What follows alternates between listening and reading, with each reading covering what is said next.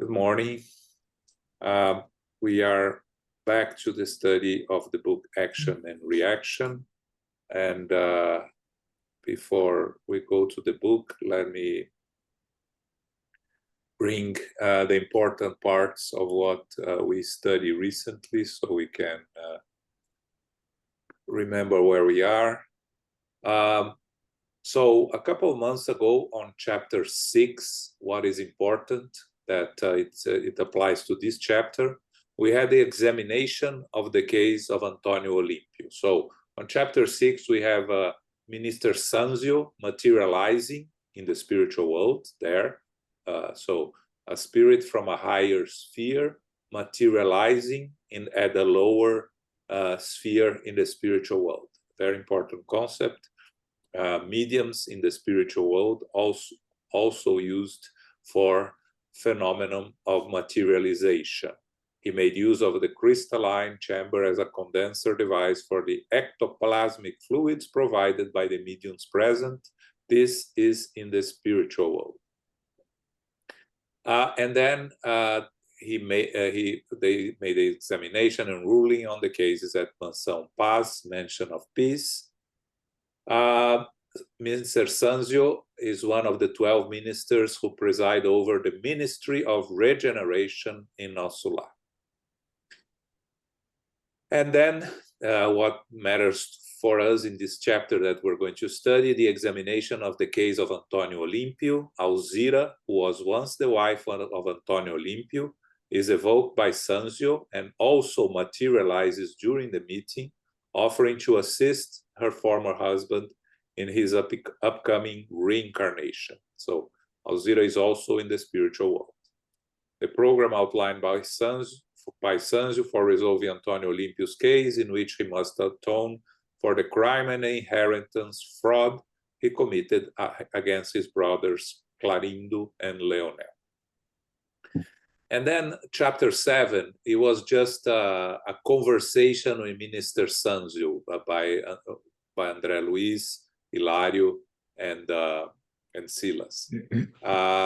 What we saw in this chapter called Precious Conversation was André's impression on Minister Sanzio, the explanation of karma, property according to the minister's words, discussions on good and evil, the stigmas of karma that we carry within ourselves, which is destiny, determinism, and free will, analyzed by the Minister Sanzio.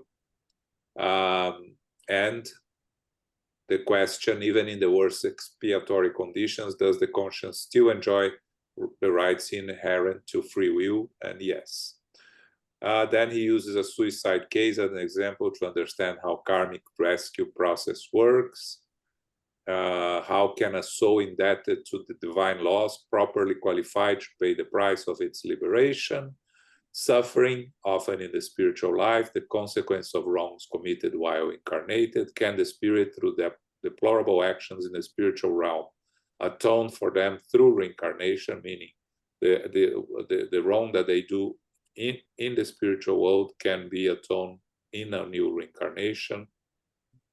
And the question of becoming aware of the debts incurred in transgressions in our spiritual past, which, although recorded in our full memory, remain erased from our current conscience. All these subjects are very interesting. If you are curious, I highly recommend that you go back and read chapter 7. But we are moving in a completely different direction here on chapter 8, where we are going to discuss the case of Antonio Olimpio. Okay, so now I'm going to share the book. The chapter is called Preparations for the Return. And Zoraida, you're going to read for us, right? Yes. Thank you. Okay. Chapter 8, Preparations for the Return. Studying Mansão Paz was fascinating, but it demanded time. Nevertheless, the opportunity we had been offered was invaluable. Hilario and I got permission from the proper authorities to begin a profitable course of work. We would be at the Institute for a few months in order to learn and make observations. Consequently, we offered to work with Silas on the Antonio Olimpio case, whose initial phase we had witnessed with fervent interest. 6 days after the gathering, when we heard our esteemed Minister Sancio, Lizia arrived at the Institute to take part in the plan that Druso had mapped out regarding her future tasks. Having been appointed by the director, Silas asked her to join us, stating that we would be working together on the case. After the usual greetings, the noble spirit, you can read there? Yes, yes. After the usual greetings, the noble spirit explained that she was being supported by friends from a particular assistance colony, and that she had been doing everything she could to help her son Louis, whom she had left behind on Earth. Louis's spirit was in tune with his former father's sentiments and had to become too attached to material things, she told us, and was suffering an awful obsession in his own home, under the obstinate watchfulness of his two discarded uncles who were reinforcing his miserliness. He was holding on to a large fortune without using it for anything. He had developed an incredible lust for money. He was subjecting his wife and 2 children to all kinds of hardships because he was afraid of losing the wealth that he was doing everything to protect and increase. The 2 uncles, Clarindo and Lionel, weren't satisfied with merely tormenting his mind, and in order to increase his greediness, they had brought to the plantation discarnate misers and rural tyrants whose thoughts were still entangled in earthly wealth. Louis was thus living in a world of strange images in which money was a dominant figure. Consequently, he had lost sight of his social integrity. He had become an enemy of education and believed only in the power of a safe full of money to solve life's problems. He had acquired an unhealthy fear of all situations in which unexpected expenses might arise. He kept large sums in bank accounts that his wife did not even know about, as well as an enormous stash at home. He deliberately avoided spending time with his family, neglected his personal appearance, and had become mired in a deplorable misanthropy, obsessed by the wealth-related nightmare that was consuming his existence. Next, in an effort to guide our future activities, Alzia told us that her brothers-in-law had drowned shortly after she had gotten married, when her son was just starting to walk, and that 6 years after the tragic event, she too had discarnate in that awful lake. Antonio Olimpio had survived her in the physical realm for almost 15 years, and for exactly 20 more years, he had been suffering in the darkness. Hence, Louis was now a fully grown man with 40 years of the physical existence under his belt. When the assistants asked Alzia about her attempts to help her discarded husband, she said it had been practically impossible because the 2 victims had become fierce guardians of the unfortunate delinquent. And since she wasn't being shielded by any teams doing assistance work, the tormentors weren't allowing her near her son. Even so, on fortuitous occasions, she had managed to offer some assistance to him, her daughter-in-law, and her 2 grandchildren, but doing so had proven extremely difficult because the obsessors were constantly on the lookout and were determined to fight her influence. Thanks, Zoraida. Yeah.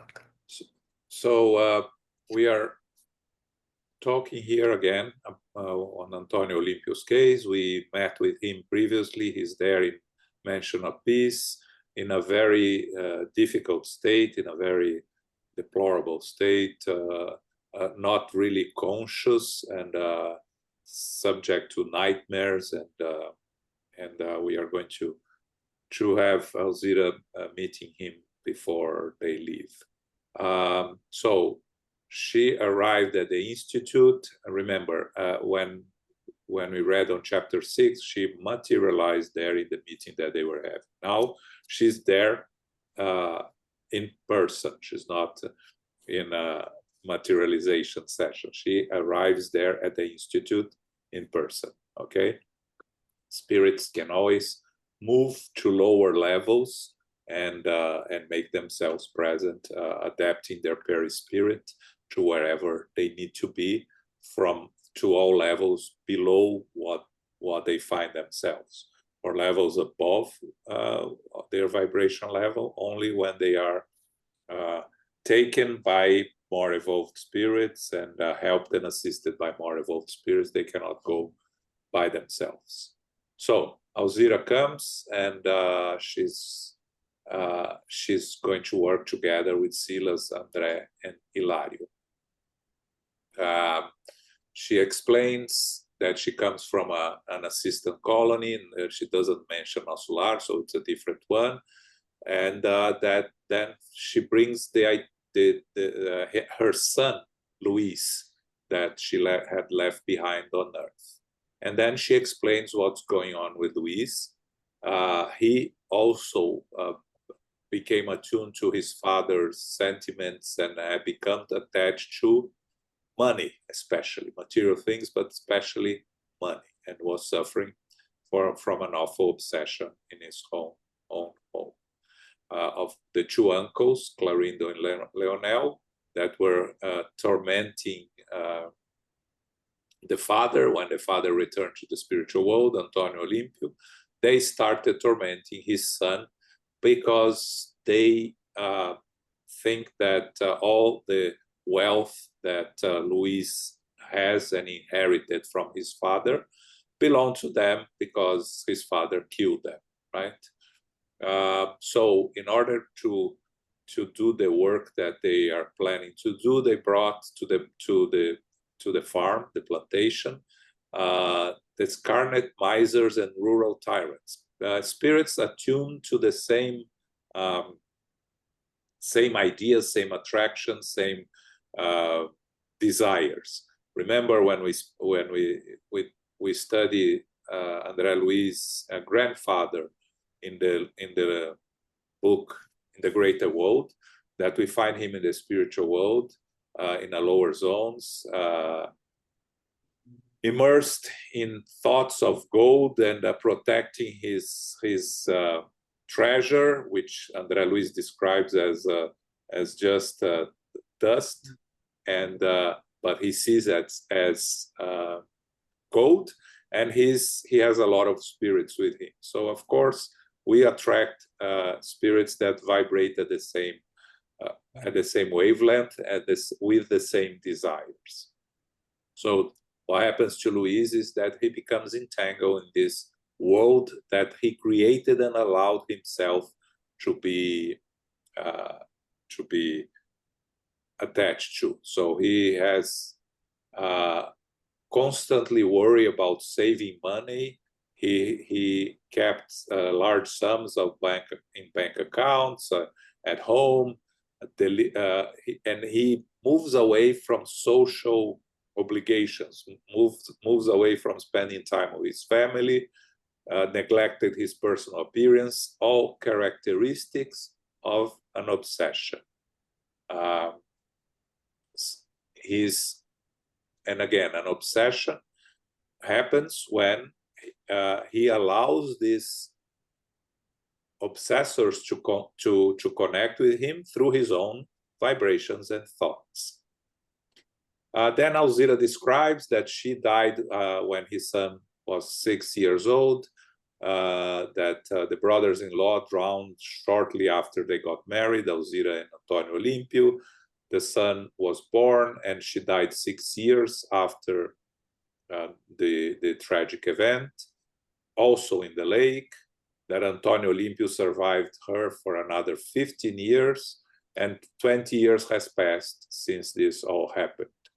And then when Silas asked Alzira about her attempts to help Antonio Olimpio, she said that it had been practically impossible because two victims had become fierce guardians.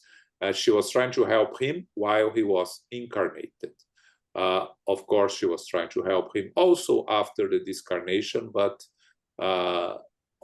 he made it impossible. We can only be helped if we allow help to come, if we open ourselves to be helped.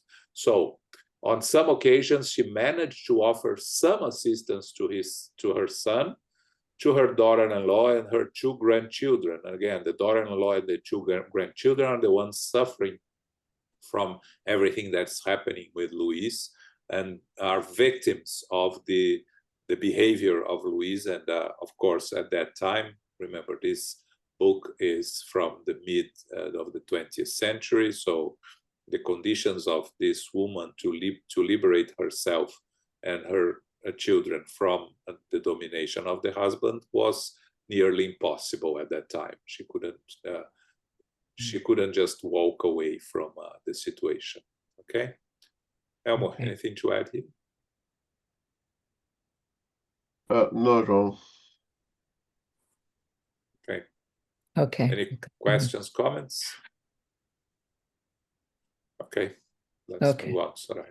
Yes.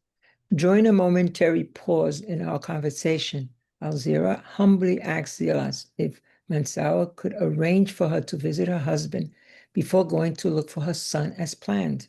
The assistant kindly agreed, and the three of us took her to the room where Antonio Olimpio was resting. Approaching his bed and seeing that he was still prostrated and unconscious, I noticed that Arcila's face had changed considerably. Uncontrolled tears streamed from her grief-filled eyes. She stroked his head, and it seemed to me that his face was slowly changing back to normal. She spoke his name several times. The patient finally opened his eyes and stared at us with an expressionless face while mumbling incoherently. Realizing his deplorable mental state, Alzira asked Zilas for permission to pray for us for her husband, a request that was gladly granted. To our surprise, Alzira bent down over the bed and held him close to her like a loving mother holding her sick child. She looked up tearfully to heaven and pleaded humbly in accordance with her faith. Most Holy Mother, guardian angel of all those shipwrecked on the earth, have mercy on us and extend your sweet and pure hands to us. I know, dear lady, that you are not deaf to our pleas, and that no one has ever gone unanswered when addressing you in affliction and pain. We know that your compassionate heart is a light for those who have gone astray in the darkness of crime, and love for all those immersed in the abysses of hatred. You forgave those who crucified your divine Son on the cross, and besides the patience with which you bore their insults, you even came down from heaven, offering them your protective arms. Kind Mother, you who have uplifted the falling along the roads of so many earthly generations, you who mercifully heal the wounds of all who have become hardened in cruelty, cast your merciful gaze upon my husband and me, yoked as we are to the consequences of two murderers that made our hearts bleed. We are entwined together in the webs of our moral delinquency. Although I was not with him on those ghastly waters as he waited for his brothers to drown, I too am partly responsible for the crime. Dear Mother of Heaven, my husband's heart must have been enveloped in a dark cloud when he made the instant decision that has stained our consciences. To others, he may have been a criminal who stole other people's memory and caused the death of his own brothers, but not to my son and I, who have always enjoyed the highest expressions of his love. To others, he is a defendant before the law. To us, however, he is a companion and faithful friend. To others, he may seem a selfish man without any right to forgiveness, but to us, he is a benefactor who watched over us on earth with immeasurable tenderness. How can I not be a selfish criminal too, dear Mother, if I enjoyed the result of his deed and fed on the love in his heart? How can I not be responsible too if all his guilt was tied to the objective, however insane, of ensuring my status as a wife and a mother? Plead our case, O heavenly mediator. Enable us to return together to the flesh in which we erred so that we may expiate our wrongs. Grant us the grace of following him as a happy, grateful servant, once again linked to the person to whom I owed so much happiness. Bring us together again in the world and help us to faithfully restore everything we stole from others. Divine angel, do not allow us to even dream of heaven before we have paid all our debts on earth, and help us to accept with dignity the pain that rebuilds and saves. Dear Mother, help us. Star of our lives, rescue us from the darkness of the valley of death. Right in front of us, something unexpected happened that led us to ecstasy. As she spoke in tears, Alzira was crowned in sapphire splendor. The gentle light radiating from her heart inundated the entire room, and as soon as her halting and gasping voice went mute, a magnificent outpouring of silvery light came down from above onto all of us, particularly the patient, who let out a long moan of humanized and conscious pain. Alzira's prayer had produced a result that even Druso's magnificent procedures had failed to achieve. Antonio Limpio suddenly opened his eyes wide, his face showing the lucidity of those awakening from a long tortured sleep. He stirred, feeling his wife's tears on his face as she kissed him tenderly. Then he shouted with wild joy, "Alzira, Alzira." She held him close to her with even more tenderness, as if she wanted to allay his tormented spirit. But obeying a signal from Silas, two nurses stepped forward to put him back to sleep. I tried to say something to the sublime woman whose prayer had lifted us to such peaks of emotion, but I was at loss for words. Only those who have traveled for many, many years in the midst of longing and anguish for their loved ones could understand the emotion that irresistibly touched us all. I tried to look at Hilario's face, but my friend had immersed his head in his hands, and looking at the valiant assistant, I saw that Silas was wiping the tears from his eyes. I felt comforted. The great hearts of that house of love were weeping as much as I was. Miserable sinner that I am, struggling to eradicate my deficiencies. Looking at Alzira, now standing and stroking the wretch's hair, I got the impression that an angel from heaven was visiting a penitent in hell. Sila broke the silence, offering his arm to the selfless woman as we left, explaining kindly, "Your prayer did him a lot of good, but it is advisable to awaken him only gradually. Naturally, reparative sleep is still necessary for a full recovery."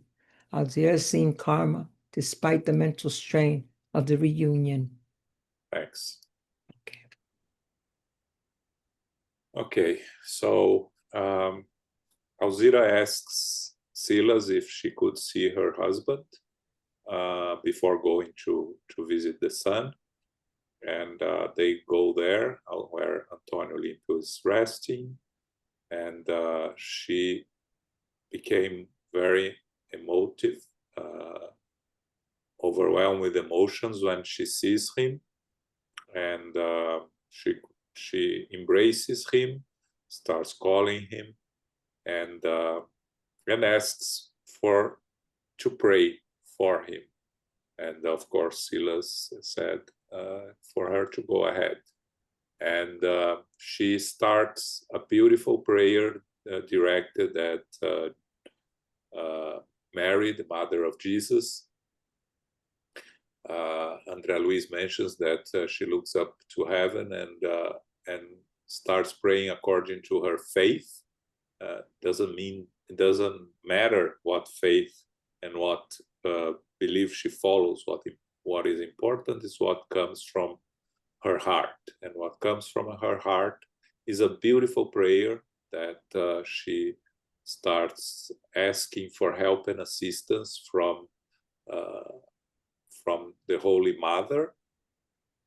And the things in the prayer that I think I found very interesting is when she tells that her husband was a criminal to many people that stole other people's money, but to her and her son, he has always been a loving person, a companion and faithful friend, and a benefactor who watched over them on earth with tenderness. Important for us to see that even the most hardened criminals have the ones that they love and have their moments of kindness and tenderness, and that's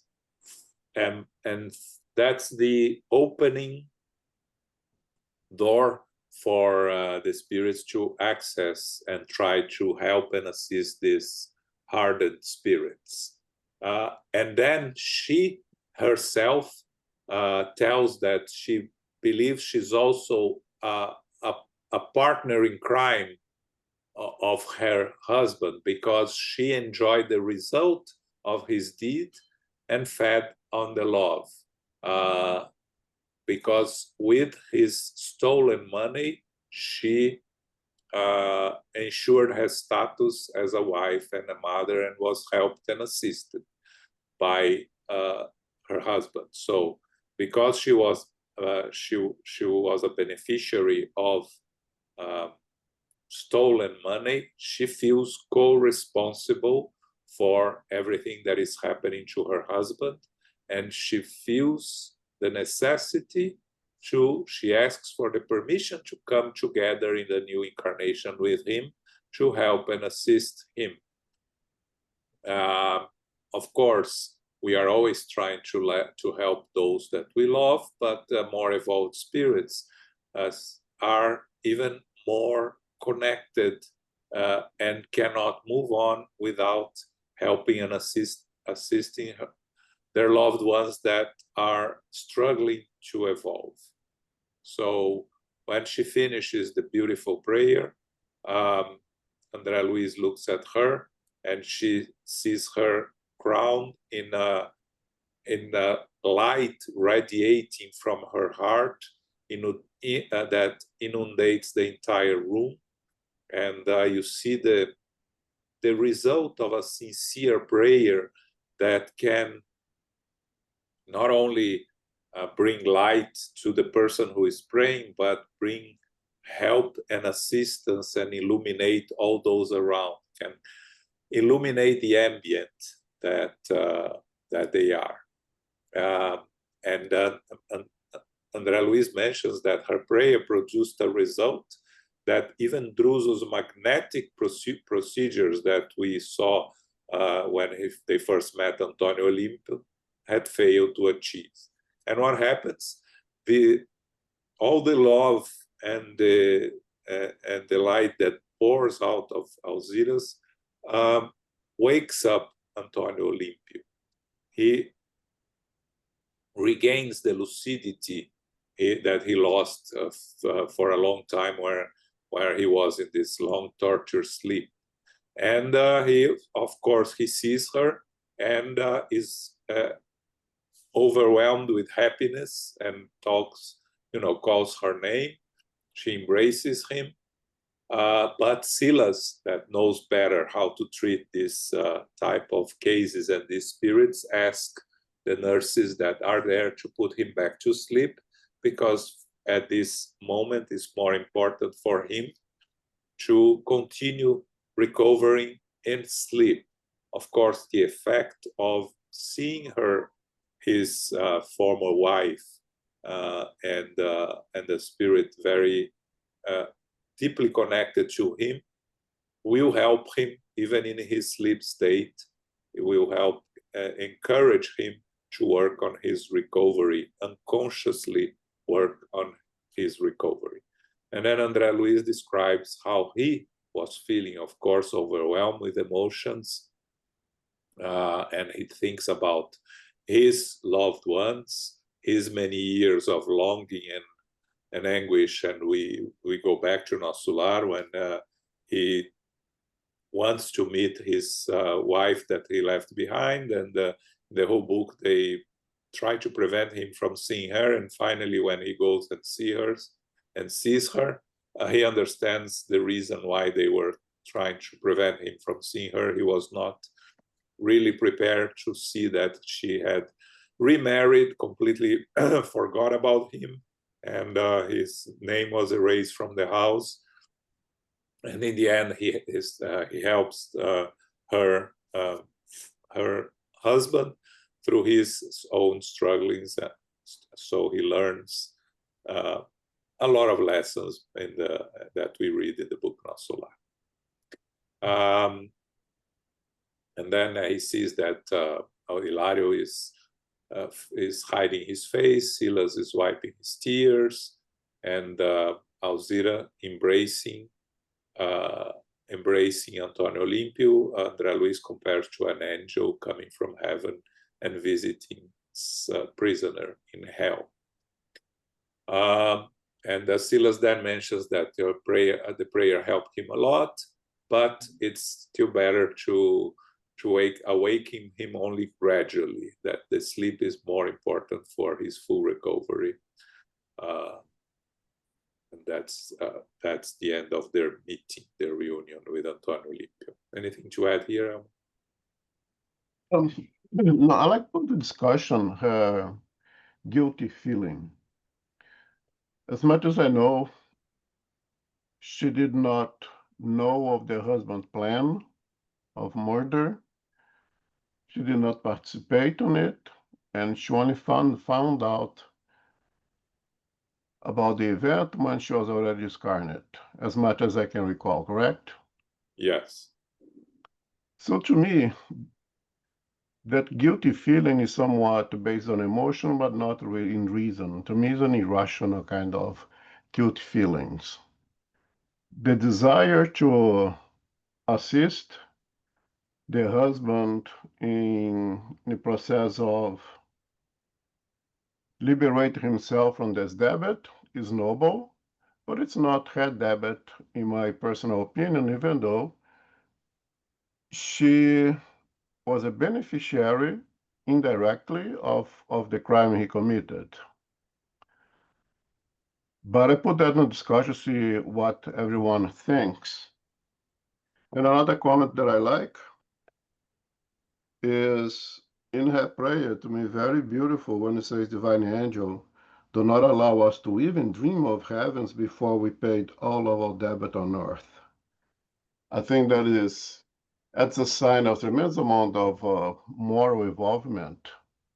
Understand that first we got to take care of our business, clean up our mess, and then we can dream of rewards.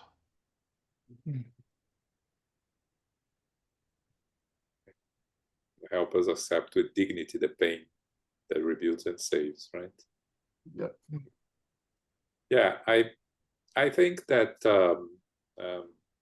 I'm not sure she had guilty conscience.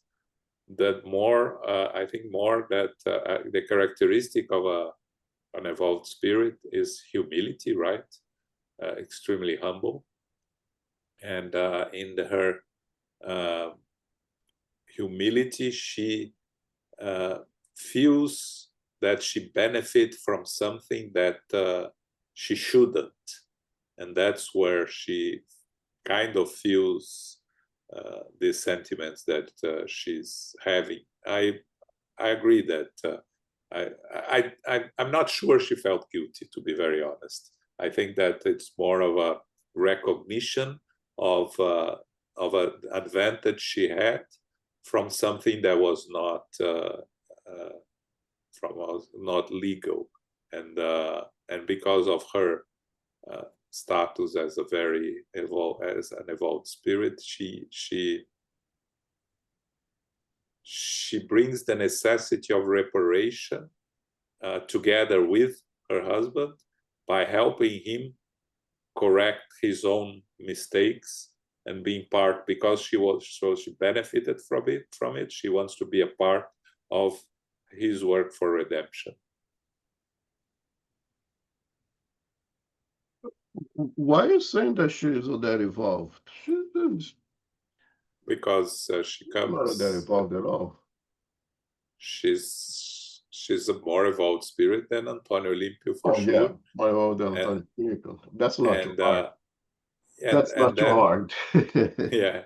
And when she comes to the meeting previously, right, she materializes together with Minister Sanzio, so that if she was there at the same level, she didn't need to materialize herself. That's the reasons I'm saying. But yeah, we don't have any more information that she's a more evolved spirit than that.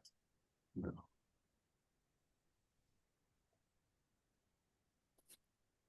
Okay, any questions, comments? Okay, let's move on. We enjoyed many more minutes of invaluable conversation in the various work sectors of the vast institute, until the time came for the four of us to set out eagerly on that road, that our sister represented the way back to her old home. On the terrestrial landscape, the dawn was filled with a thin, cold fog. Back at the old sites that had meant so much pain, Alzira couldn't hide her emotions. Lightly supported on Celia's arm, she pointed here and there to this or that field or stretch of road that brought back the most powerful memories. Suddenly, on a narrow plain, we saw the buildings where Alzira had lived out her tragic drama. The moonlight revealed a well-built complex in obvious decay. Extensive courtyards exhibited large gardens, ruined by the constant trampling of grazing cattle. Broken gates, fallen fences, and dirt-covered porches silently spoke of the residents' negligence. Strange spirits, hidden in large dark hoods, were walking to and fro, as if unaware of each other's presence. Visibly scared of being heard, Olimpio's wife whispered, "Those are discarnate misers repetitiously brought here by Clarindo and Leonor in order to fortify the greediness in my son's spirit. Can't they see us?" asked Hilario, understandably intrigued. "No," confirmed Silas. "Of course, they are aware of our presence, but from what I can tell, they are so obsessed with their thoughts that they aren't concerned about us being here, provided we don't penetrate their mental field or share their interests. In other words," I commended, "if we said something to them about earthly wealth, exciting their love for human possessions, they would readily give us their full attention." "Exactly. Well, why don't we?" asked my companion curiously. "We shouldn't waste our time," answered my friend, "especially because our job is at hand and we are still not sure how it will play itself out. We went inside the house and were applauded by what was going on. Horrific-looking discarnate spirits were coming and going down the long hallways, mumbling crazily to themselves. I tried to make out some of what they were saying and discovered that gold was the main topic of all the soliloquies that were crossing the air haphazardly. As if preceding the drama more acutely, Silas suddenly stopped, leaving the three of us in a distant corner of an old room. He disappeared after telling us to cautiously wait for him to return. He planned to examine the prospects for work and ahead of us. After a few minutes, he returned. He led Alzira to the room where the lady of the house, Aldila, was relaxing with her children. He told us that it wouldn't be appropriate right now for Alzira to meet the two brothers turned tormentors, so we left her in the care of Hilario, who obviously would have rather come with us than stay behind, tending to the imperative of protection. Okay.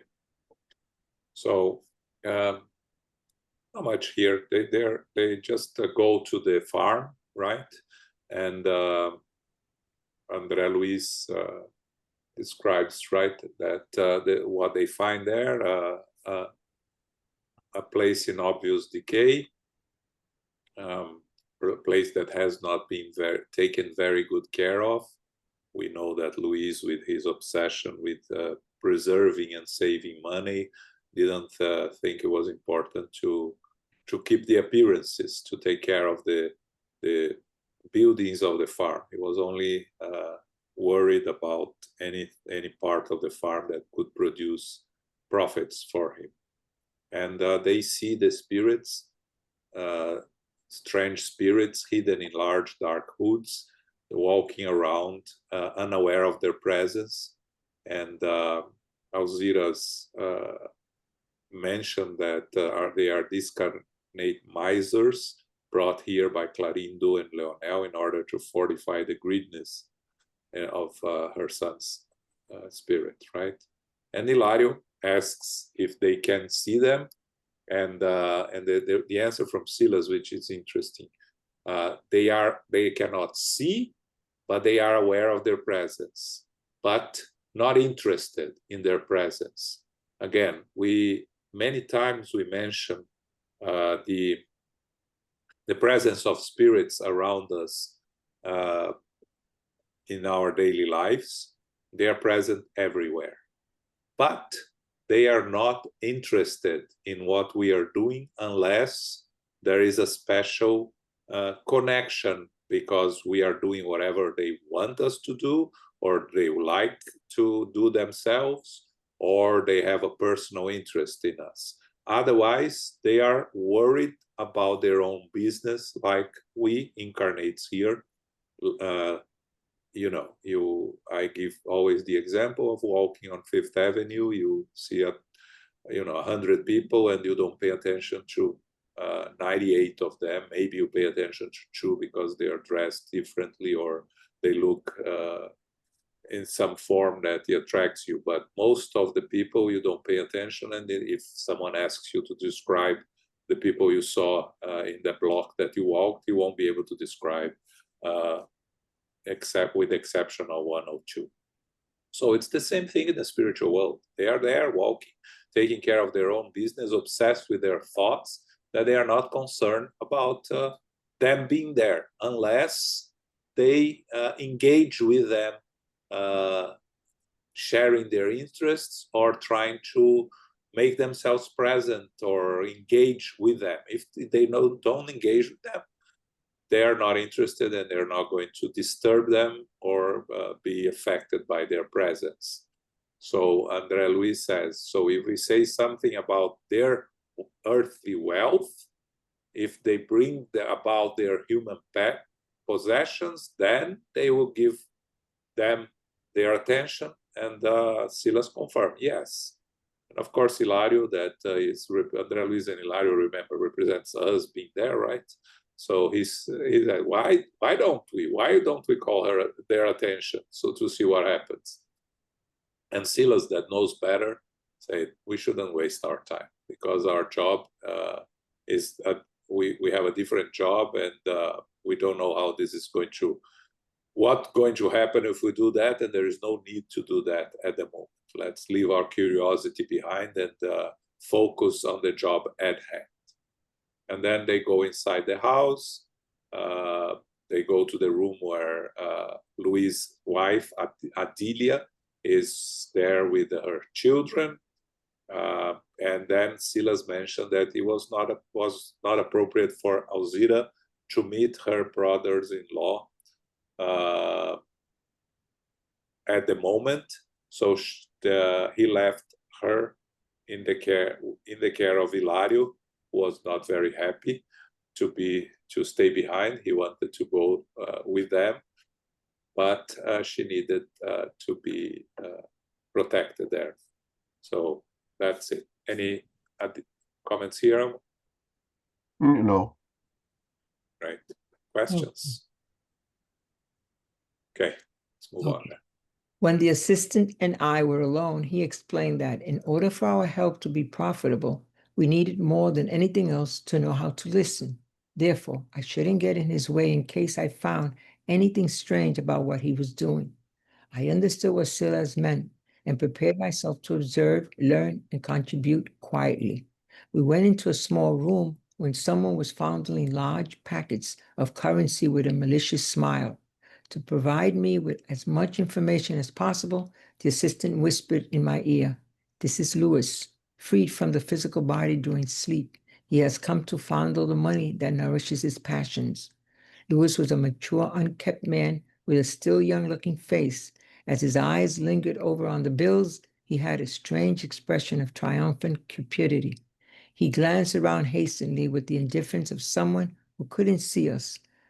After about a minute, as if he were guarded by unseen monstrous dogs, 2 very unpleasant-looking discarded men entered the room. Looking at us, one of them asked rudely, "Who are you? Tell me who you are." "Friends," replied Silas mechanically. Well, the man continued, "The only people allowed in this house are those who know the value of money." And pointing at Luis, "So that he doesn't forget to safeguard our fortune." Intuitively, I concluded that the 2 were Clerindo and Leonel, and the brothers robbed in the past. Because we obviously owed them some sort of explanation, considering menacing expectation with which they follow our slightest movements, Silas continued, Yes, who wouldn't appreciate his own fortune?" Rightly said, answered both persecutors, happily rubbing their hands together in the joy of supposedly having found more fuel for the fire of revenge to which they had surrendered with frightening madness. Clorindo, the more brutish of the two, immediately trusted us due to the assistance of assuring words and began by saying, we were the victim of terrible treachery and lost our bodies at the hands of a wretched brother who pillified our fortune. Now we are here to serve justice.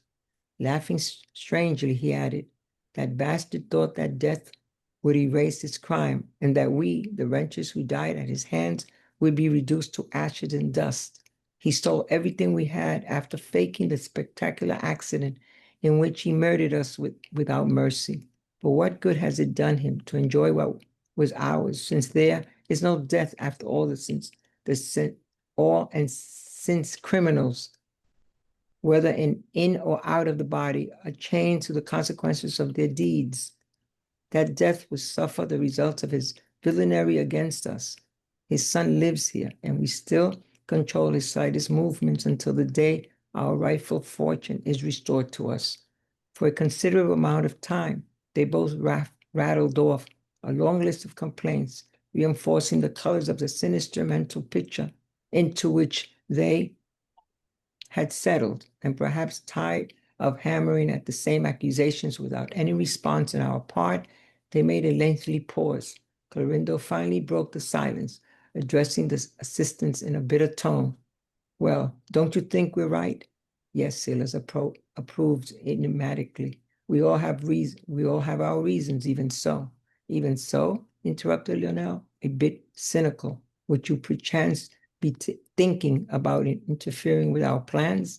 No, not at all. My friend assured them joyfully.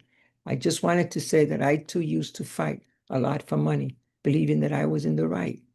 Maybe because this rather dubious remark startled them, Silas took advantage of the natural expectation and asked, my friends, we have noticed that this house is largely occupied by demented brothers of ours.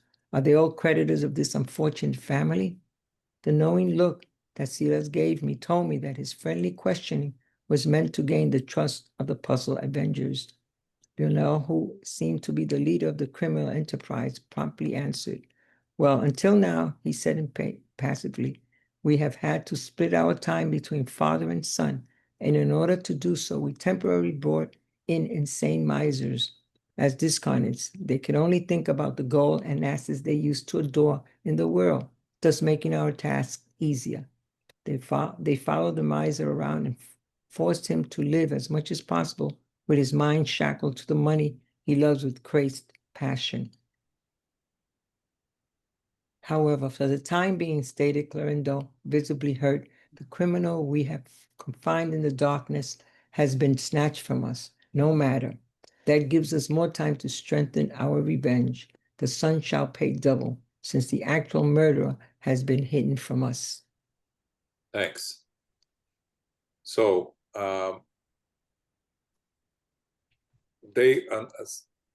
Silas and Andre Luiz go, and Silas explains to Andre Luiz that he should keep quiet. We know from what we have read that Andre Luiz always is curious and asks questions. He's like we normally say, right? He's us in the story, right? He has the reactions that we would have if we were there. And Silas is very clear. He shouldn't get in his way, even if he finds something strange about what Silas was doing or saying. So he's asked to keep quiet, and he does so, right? So they go to the room. They see Luis there. He's in the sleep state. He's free from the physical body, but we know that when we are free from the physical body during our sleep, we stay where our thoughts takes us. So because he can only think of money, he's there counting his money and taking advantage of all the wealth that he thinks he has, right? And then the two brother-in-laws, or the two brothers of Antonio Olímpico, appeared. Question who are Silas and Andre Luiz. Remember, Silas and Andre Luiz It's not said here, but they make their perispirit, their spiritual body, look similar to the ones that are there in the house, to not call the attention, to not make them think that they are different from them. So they look at them and they see just two more spirits that are there, and they want to know what they're doing there, right?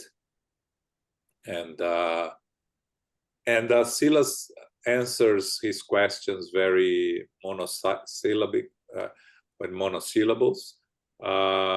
And they describe the story. They say that the story of the brother that killed them, and the complaints they have, that they know that death doesn't free us, that death we continue living, and all the things that we know. But it's interesting when you reflect here, right? They are persecuting the son because they lost, as they say later here, they lost contact with the father, right? They brought these many spirits to the house, and Silas asked if they are creditors, and he said, no, we brought these discarnates who only think about money and their assets they used to have when they were alive. So they connect themselves to Luiz, and Luiz, with their own thoughts, connects with his own thoughts of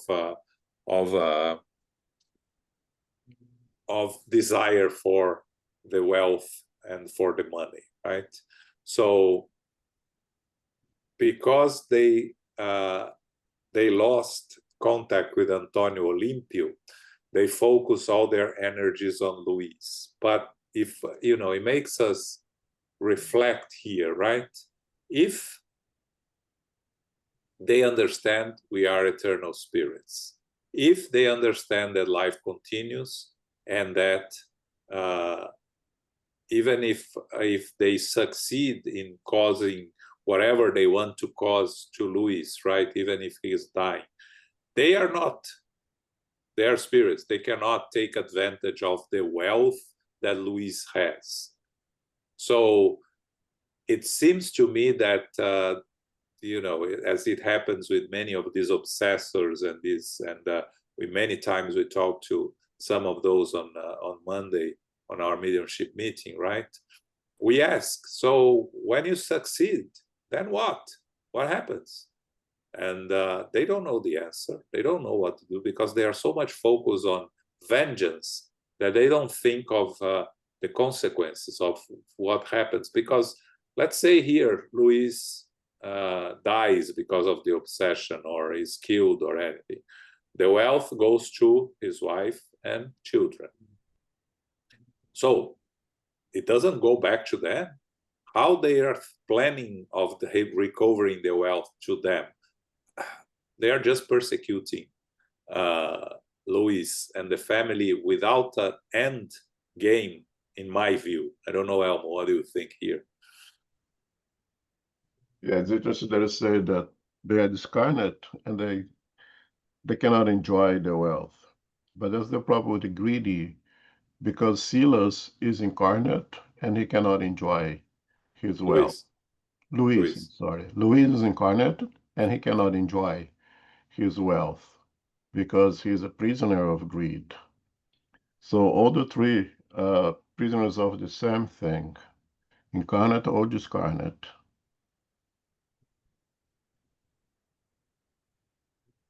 Yeah. Okay. Questions, comments here? Okay. Quick question, João. Yes. Is it right to say that they lost connection with Antonio Olimpio because of the prayers that Xavier did? No, they lost before that. Okay. When Antonio Olimpio was rescued and taken to Mansion of Peace, that's where they lost access to him. Oh, okay. And the question that we may have is, why was Antonio Olimpio rescued there? Again, we see that he opened the door to be rescued, or a small window of opportunity by something that he thought, or something that happened to him that allowed him to be rescued. It's probably unconscious, but the moment he was rescued and taken to Mansion of Peace, the brothers lost access to him. Okay, thank you. Okay. Instead of rushing to the defense of the truth and the good, the assistant said calmly, "What you've said leads us to believe that besides his sickly attachment to precarious human wealth, this man he pointed to Luis, who continued to seem fascinated with the stacks of currency in the overstuffed drawer, also suffers the pressure of other minds as delusional as his own in the illusions of material possessions. In this case, the sick desire that has seized him has increased to the maximum." Realizing that Sila was getting to the core of the issue with surprising ease, Donal explained enthusiastically, "Yes, we learned in the schools of Avengers that besides our ordinary, immediate desires at every phase of life, we all possess a central desire or basic theme in our innermost interests. Therefore, besides the normal thoughts that bind us to our daily routines, we more frequently emit the thoughts that originate in the central desire that characterizes us. These thoughts eventually comprise the dominant reflection of our personality. This makes it easy to perceive anyone's nature on any plane just by analyzing their occupation and places of preference. Thus, cruelty is the reflection of the criminal, covetousness, the reflection of the miser, defamation, the reflection of the slanderer, sarcasm, the reflection of the cynic, and anger, the reflection of the disturbed person, just as moral elevation is the reflection of the saint. Once we discover the reflection of the individual we want to rectify or punish, it is very simple to overwhelm the person with unceasing stimuli, reinforcing the impulses and images already in his mind, and creating new ones to superimpose over the old ones, thereby continuously feeding his mental fixation. With this objective in mind, all we have to do is bring the pernicious individual we want to correct into contact with others that adapt his manner of feeling and being, especially when we ourselves don't have the time to create all the appropriate mental screens through hypnotic procedures. Using such processes, we can easily create and maintain his psychic delirium or obsession, which is nothing more than an abnormal state of the mind that is dominated by the excess, its own creations pressing in on the sensorial field. This can be infinitely added to the direct, indirect influence of other incarnate or discarnate minds that are attracted by their own reflections. And smiling, the intelligent persecutor stated sarcastically, "Everyone is tempted on the outside by the temptation they feel on the inside. As for me, I was astonished. I had never heard an apparently common obsessor with so much knowledge and awareness about his role. It seemed like I was taking a quick course on cold and uncanny mental sadism. Silas, who had much more experience than I in dealing with spirits in that condition, didn't express any sentiments of pity or dread on his serene face. Nevertheless, displaying a great interest in Donal's discourse, he considered, "Your explanation is without a doubt perfect. Each of us lives and breathes in our own mental reflections, collecting the happy and unhappy influences that keep us in the situations we seek out. Heaven or the higher realms are comprised of the reflections of sanctified spirits, whereas hell is a reflection of ourselves," completed Leonel with a plea of laughter.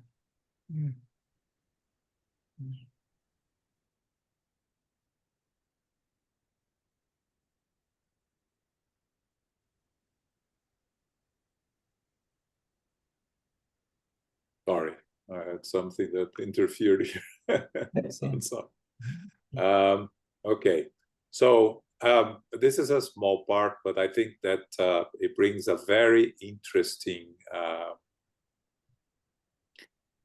interesting part here, a whole paragraph that I highlighted here, because it talks about the process of obsession and how the spirits work on, of the obsessors work on the obsessed, how it is that they work on the mental state of the obsessed. And the first thing I want to point out here is how intellectually evolved is Leonel. He knows a lot and understands a lot, right? And he explains in a very knowledgeable way the whole process of obsession, right? So he talks about the School for Avengers, not the movie, but the school in the spiritual world that where they learn how to take advantage of those of their future victims. He talks about our central desire or basic theme in our innermost interests. He mentions that each one of us has a central desire. So we live our lives with the immediate desires that on our daily lives, but we all have a main objective, a main central desire, a basic theme where we focus. And this could be positive, or could be spiritual, could be materialistic, could be anything, right? So someone could, in his case, Luiz loves of money. Someone can be politics. I know many people that their central desire, their central theme in their lives is politics, or sports, specific sports, or gossip, or self-enlightenment, learn more about meditation. These are the central desires of basic theme. And these are thoughts that bind to our daily routines, and we frequently emit the thoughts that originate the central desire that characterize us. They are the dominant reflection of our personality. So the spirits, discarnate spirits, can perceive anyone's nature just by analyzing what they're doing in their places of preference. And then he says very wisely here, right? Cruelty is the reflection of the criminal. Covetousness is the reflection of a miser. Defamation, the reflection of the slanderer. Sarcasm, the reflection of the cynic. Anger, reflection of the disturbed person. Moral elevation, reflection of the saint. So he's aware of saints. He's aware of the existence of the more evolved spirits and fully aware of how they work, but at the moment it's not his interest. So he says, once we discover the reflection of the individual, they want to punish or rectify. It's very simple to overwhelm the person with stimuli, reinforcing the impulses and images already in the person's mind, and creating new ones to superimpose the old ones, continuously feeding his mental fixation. This is the very clear explanation of how the process of obsession begins and works. All they have to do is bring the individual in contact with others that vibrate at the same level. And in this case, because they were dividing their time between Luiz and Antonio Olimpio, they use others to do the processes, maintain the psychic delirium obsession, which is nothing more than a normal state of mind that is dominated by the excess of its own creations. This can be indefinitely added to by direct and indirect influence of other incarnate or discarnate minds. It's really something, this paragraph. So he concludes by saying, everyone is tempted on the outside by the temptation they feed on the inside. We are all responsible for whom we associate with, positive or negative individuals or spirits. And Andre Luiz was astonished. Well, with their knowledge and awareness of his role, what he felt like a quick course on the cold and uncanny mental sadism. And then Silas, trying to keep his connection with Leonel and interest in Leonel's talk, says that heaven or higher realms are comprised of the reflections of sanctified spirits, where hell, Leonel complements, is the reflection of ourselves. We create our own heaven, our own hell. Right, Elmo? Very interesting this here, right?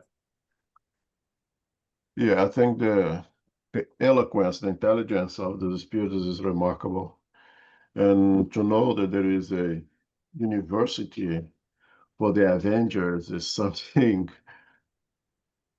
that it's not surprising, but it's always incredible to understand how well developed intellectually the lower zone can be. And when you read this paragraph, you see the importance of the statement of Socrates, know thyself, right? The necessity of one having the sincerity of self-analysis, self-criticism, got to know oneself so you can fight a good fight.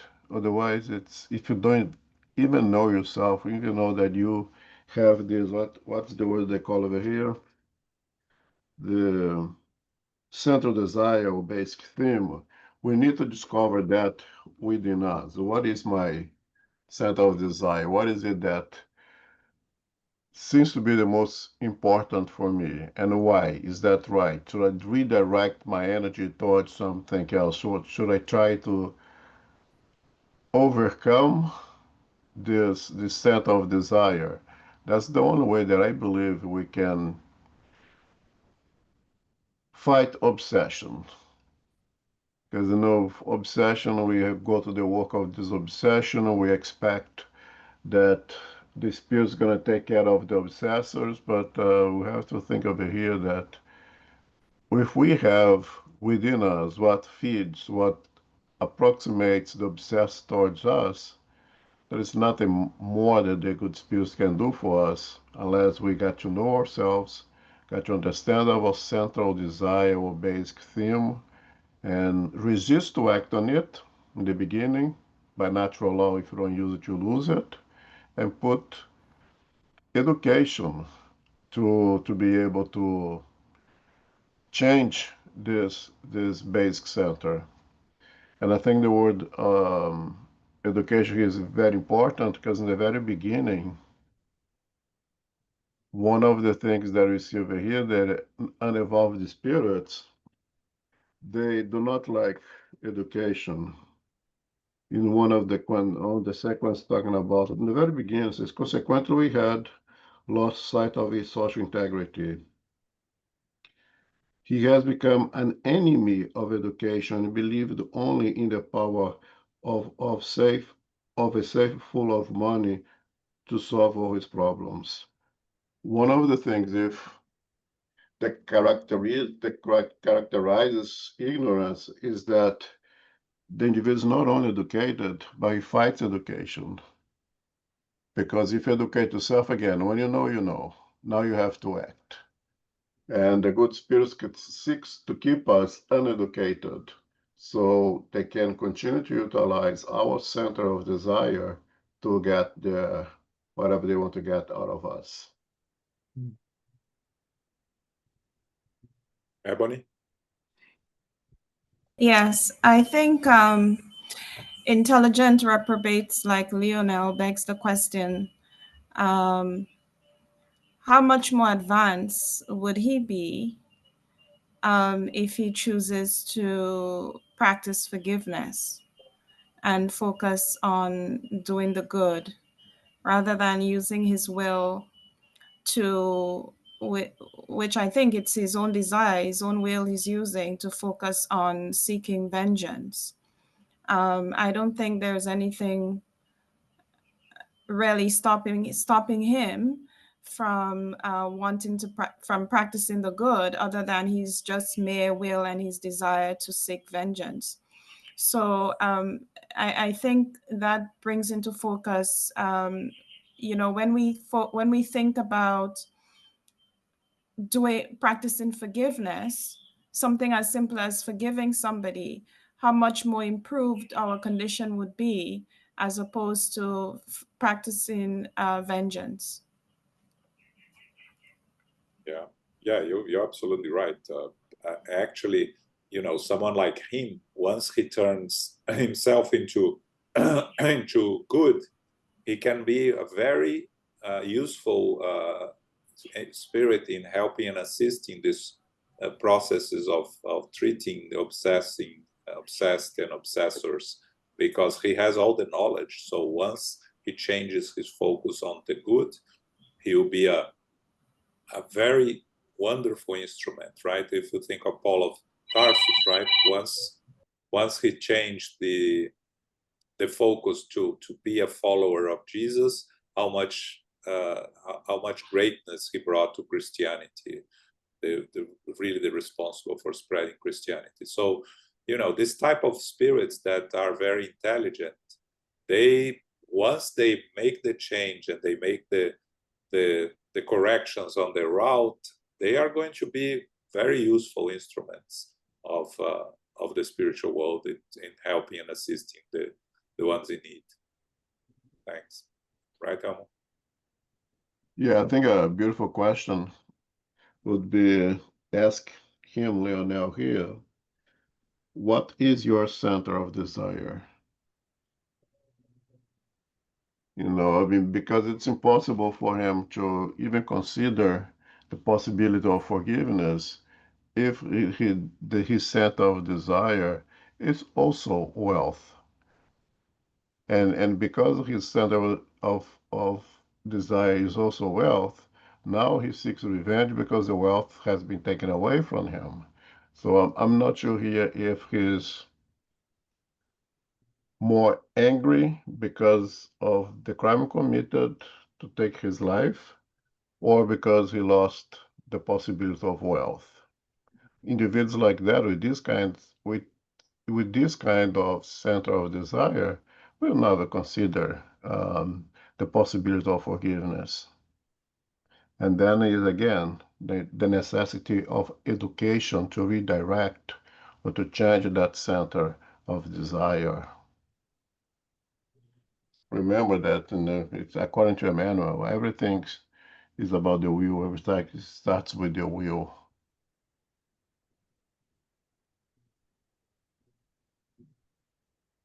Okay. Let's continue, Soledad. Okay, where are we? At the top. Okay. I think that Silas was remembering my interest in learning as much as possible, because he asked Lionel to give us a practical demonstration of what he had stated theoretically. He gladly agreed. This miser here has plans to buy or extort a nearby plot of land at any cost, even if it is an illegal transaction. His aim is to increase the value of existing water reserves on our land, since it is an issue concerning the essential theme of his existence, that is, greed. He will easily receive the images I want to send him. I just have to assess the appropriate mental wave in which his thoughts are usually expressed. And putting his words into action, he placed his hand on Louis' forehead with the deep attention of a hypnotizer commanding his subject. We saw our poor friend, disconnected from his physical body, open his eyes wide with the lust of a starving person who sees a savory dish from a distance. Displaying a look of satisfied maliciousness, he said to himself, Now, the land will be mine, all mine. Nobody will compete with my prices, nobody. He immediately hurried from the room with the unmistakable look of a madman. We followed him outside, and from the broad porch, we watched him walking quickly and finally disappearing into the nearby woods on his way to the adjoining plantation. Did you see that? Asked Lionel happily. I transmitted a fantastic image to his mental field, making it look like his neighbor's land was about to be auctioned off. At long last falling into his hands, all I had to do was visualize a mental picture of the farm being for sale, and he took it as being absolutely real. Because when it comes to our fundamental reflection, we tend to believe in what we want to happen. As soon as I stop the controlled flow of hypnotic suggestion, he'll return to his physical body, drooling at his dream of the bankruptcy of the farm he wants to possess. With obvious intention, Silas added serenely, "Ah, yes, this is an example of the transmission of images, somewhat similar to the principles used in television transmission in the field of electronics, so much in vogue on the terrestrial plane at the moment. We know that each of us is a creative fulcrum of life with specific traits of transmission and reception. The mental field of the hypnotizer who creates his own imagination, the thought forms that he wants to exteriorize, is similar to the video camera of the ordinary broadcaster. And this device, in turn, is strictly similar to the darkroom in photography. The hypnotizer molds the image from which he possesses to extract the best effect and projects it over the mental field of the person being hypnotized, who then acts like the television, TV, mosaic, or the film in the camera. We know that in the transmission of images from afar, the mosaic collects the scenes from the camera it's viewing and acts like a sensitized mirror, converting the luminous traces into electrical impulses and sending them to the receiver, which receives them through special antennas and constitutes the images through video signals and projects them into the screen of the ordinary receptor. In the case at hand, Lionel, you created the images you wanted to transmit to Louis's mind, and using the positive forces of your will, you colored them with the resources of the concentration in your own mind, which worked like a video camera. Then you use mental energy, which is more potent than electronic power, to project the images like a true hypnotizer onto Louis's mental field, which is in turn worked like a mosaic, transforming the impressions received into magnetic impulses, reconstituting the thought forms molded by you in your brain centers with the help of the nerves that played the role of specialized antennas, fixating their particularities in the rim of the senses in a perfect hallucinatory game where sound and image mesh harmoniously, as happens in television, where image and sound mix with the efficient support of suitable equipment, presenting on the receptor a sequence of pictures we might call technical illusions. The two Avengers, as much as I, listened to this explanation in awe. A true psychologist assistant made us of an argument that was on the same level of the one expressed by Lionel, obviously to make it clear to him that he, Silas, also knew the processes of obsession in all its details. Lionel looked at him with admiration and exclaimed, my friend, which school do you come from? Your intelligence interests us." Silas pronounced a few monosyllables, and under the pretext that we had work to do, said that it was time to leave. Familiar with rebelliousness, the two brothers exchanged a strange look as if telling each other that we belonged to some distant infernal group and that it would be best not to upset us. However, they insisted that we come back the next day in order to exchange ideas, an invitation Silas accepted with the obvious satisfaction. A few minutes later, the assistant and I picked up Alcira and Hilario and headed back to Mansoa. The esteemed assistant kept quiet on the way back, just thinking and thinking. Nevertheless, noticing my perplexity, he clarified fraternally, "No, Andre, it's still too soon to introduce Alcila to the wrenched persecutors. From what Lionel said, I can see that we have crossed paths with two powerful minds whose initial modification must be done with love in order to proceed safely. We will return tomorrow without Alcilas for a more solid and therefore more worthwhile understanding. And so I anxiously looked forward to the next day." Thanks. This is very interesting. Silas comparison of the mental picture on with the instruments we have in the physical world, right? So first, Leonel explains that he just have to access the appropriate mental wave and to connect with Luiz, to use as a hypnotizer. And then he gives an example, right?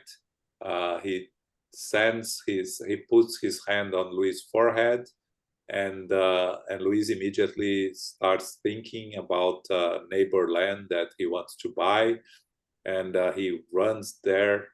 Remember, Luiz is in a sleep state, right?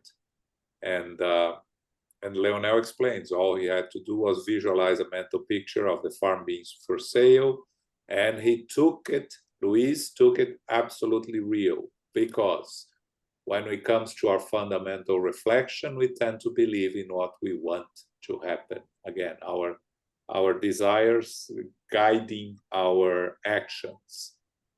And then Silas went into the explanation of the work that the way that television works in the field of electronics here in the physical world, and he explains that the mental power and the thoughts which are matter are much more stronger than the electronic connections that we use in our TVs. And he explains that the hypnotizer molds the image from which he proposed to extract the best effect and projects it over the mental field of the person being hypnotized, who then acts like the TV mosaic or the film in the camera. Again, I was reading all these things and thinking about Paco, right? When he normally says in English, please, right?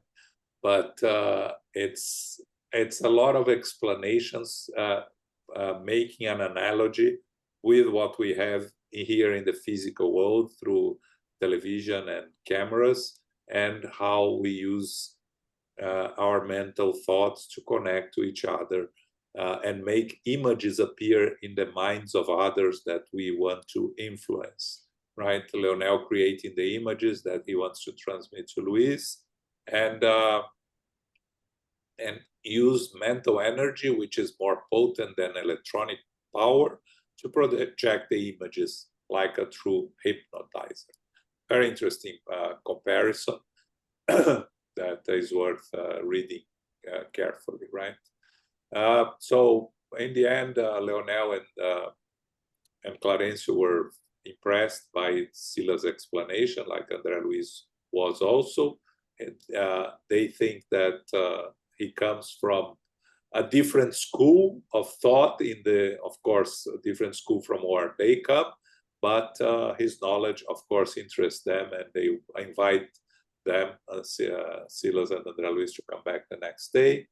And Silas gladly accepts, and then goes back to pick up Elvira, and Hilario go back to Mansão. He's very reflective. Andre Luiz is very curious. And then he mentions that it's still too soon to introduce Alzira to the brothers, but they would return the next day without her for a more solid and more worthwhile understanding with the brothers. And that's where the chapter finishes. Have anything to add here? No, but I agree that you should all, anyone is interested in the process of obsession, save those pages and revisit, because the explanation is absolutely amazing. And the last chapter was so rich in such a variety of topics. This one is so rich with a basic one topic that really, really explains so well, with so much intellectual understanding of this whole process. Thanks. So next month we are going to learn about Silas' story, which is very interesting also. Chapter 9. Okay. Next Sunday which is the second Sunday of August. We are going to go back to the book Jesus in the Home. I believe we are going to go chapters 27, 28, and 29, if I'm not mistaken.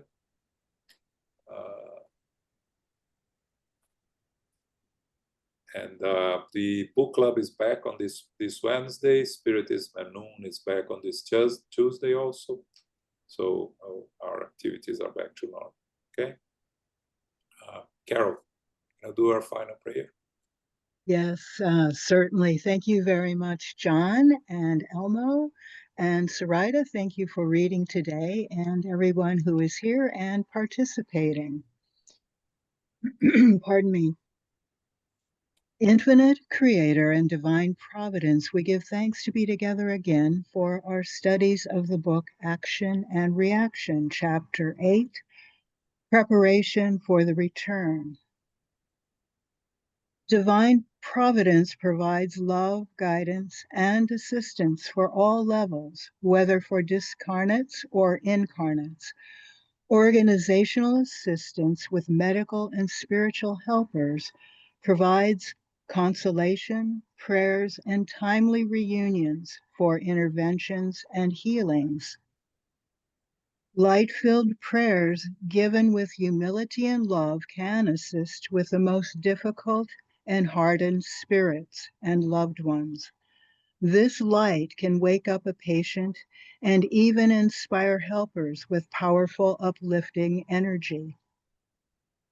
Revisiting terrestrial landscapes can bring up painful memories, especially in a decaying environment filled with tormented spirits. However, the negative spirits are not affected by the spiritual presence of helpers, but they are reminded to remain quiet and watchful. We create our own heaven and hell. We need to know ourselves and our central themes within our lives and our potential to resist compulsive tendencies. We continuously take stock of ourselves and educate each day, slowly, day by day. We give thanks to the spiritual benefactors and the good spirits for guiding and inspiring us today. May we receive the love, light, and peace of Christ within us and for our loved ones, our teachers, our directors, our counselors, our mediums, our workers, and all of our participants. We pray for inner peace, and especially now for world peace and for those who are suffering in the physical and spiritual worlds. We pray for our center, SGNY, and all Spiritist centers throughout the world that they may grow, prosper, expand, and be protected throughout the day and throughout the night. As we close, we humbly ask for safety and protection as we return to our family, friends, loved ones, and co-workers. May we remind ourselves to be beacons of love, of light, of peace, of service, and charity, which is love in action. May peace and love prevail. So be it.